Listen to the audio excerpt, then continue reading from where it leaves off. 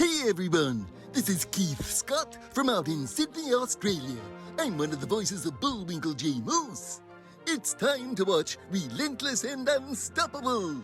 And so give it up for your main hosts, Douglas Kenny and Andy McPhee. Hey everybody, this is Doug Kenny and welcome to Relentless and Unstoppable. We have another amazing guest coming on the channel today, so please hit like and subscribe. And after this episode, please stay tuned to the RNU channel for more amazing guests. Let's get this on! Hey everybody, how you doing?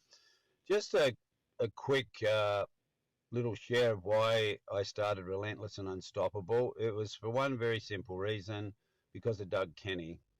Nothing to do with me at all, zero. I was just coaching Doug, and he took on the coaching and mentoring, and he made all the changes. He took all the suggestions from his parents as well as my coaching, but it was all about Doug, his breakthrough and his weight loss, his willingness to accept that he is dealing with high functioning autism and other issues, but he's never quit, he's never given up. So we did one interview with him to share his story, and then we decided to start interviewing other people. And Doug has now taken over the whole channel, and he does all the interviews, he runs everything. He's just an amazing young man. So RNU was born from simply what an amazing young man Doug is, and his story needed to be shared.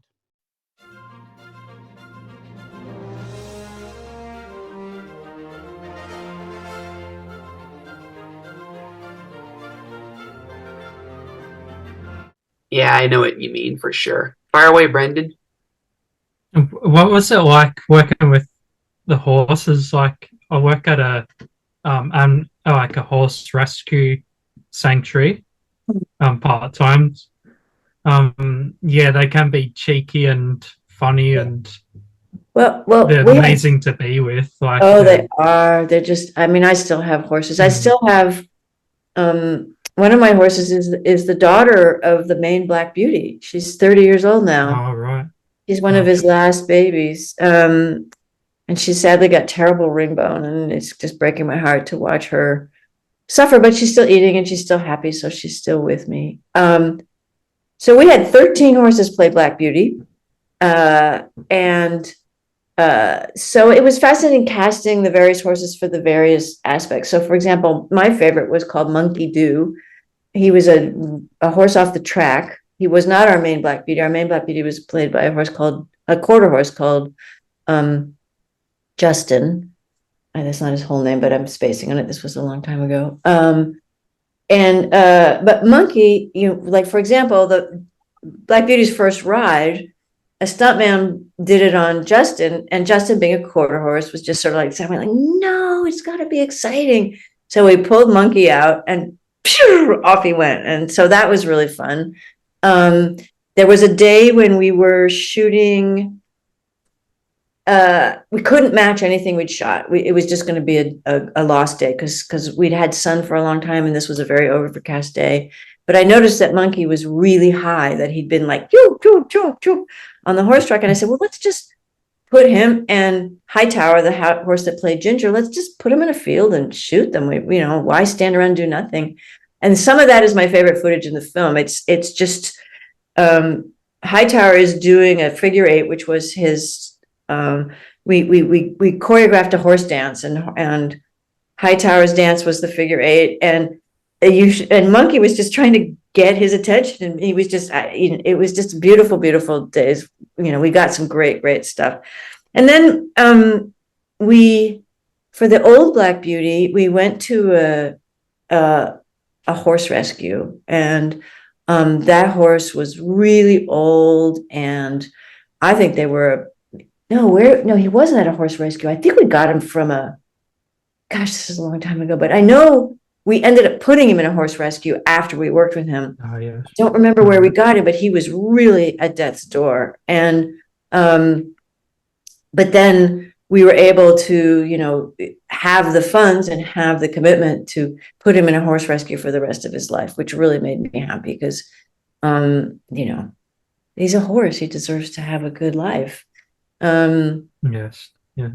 Yeah. So, and each each pony, each horse, the only one that didn't have any doubles was Hightower, who played Ginger the whole time, because he's the only horse in the crew that had a sense of humor. And so, Rex could stress, the horse master could stress the heck out of some of these horses, though, that my gig was to like keep the stress down, keep the horses happy. We flew over a really talented horse chiropractor. We flew him over twice or three times. I mean, we really looked after these animals as best as I could imagine being able to do under the circumstances. But in any case, under any circumstances, but Hightower, he just thought everything was funny, which I appreciated a lot.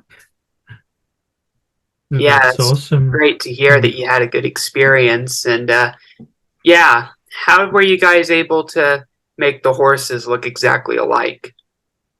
Well, behind you, you can see that the star, or the white part of the horse, kind of stands up, which it really wouldn't if that weren't a wig. But we got a lot of black horses, and everybody got that wig planted on their forehead. So I see what you mean. Do you want to hear my favorite story involving a horse? yes, please. I did equine therapy earlier this year to assist me with some stuff I was dealing with at the time. And the horse that I worked with was named Joey, and he almost looked like a pirate. His hair was braided, and he had a beard similar to mine. Wow. But anyway, when I met him, he was in his stall eating some hay. You know how they are about their hay, And then he tried to peek his nose in another horse's stall to eat some of the other horse's hay.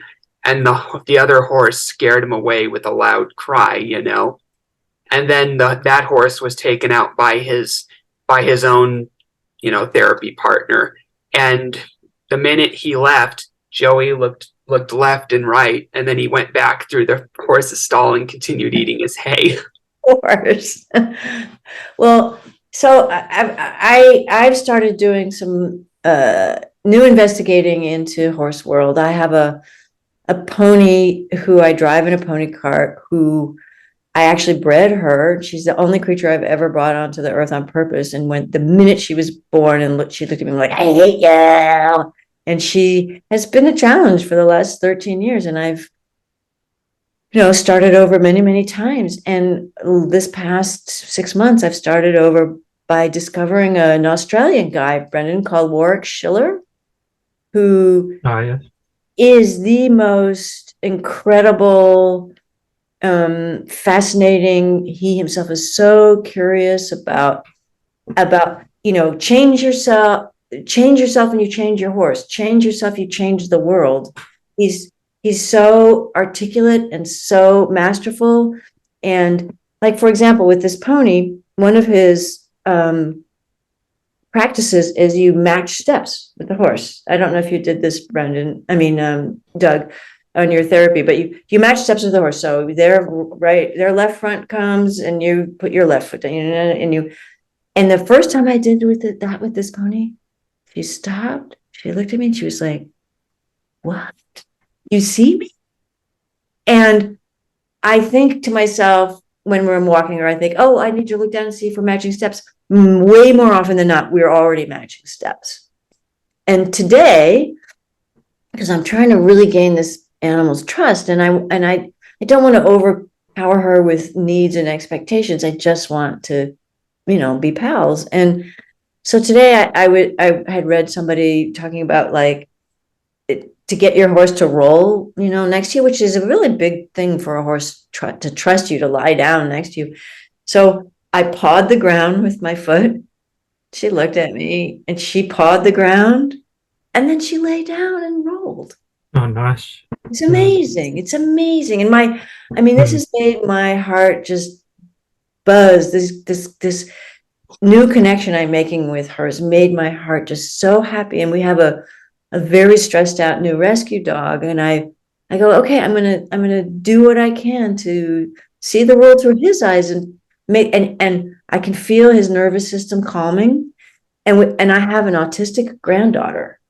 And I said to my husband yesterday, I want to start doing this stuff with Isla. I want to match her steps and see if it makes, if she notices, if it, if we can,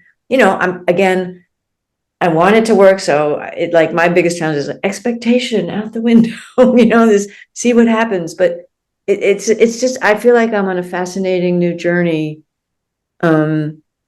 with connection. Gee, that's all we have for Relentless and Unstoppable. So tune into the next episode to hear more amazing stories from amazing guests.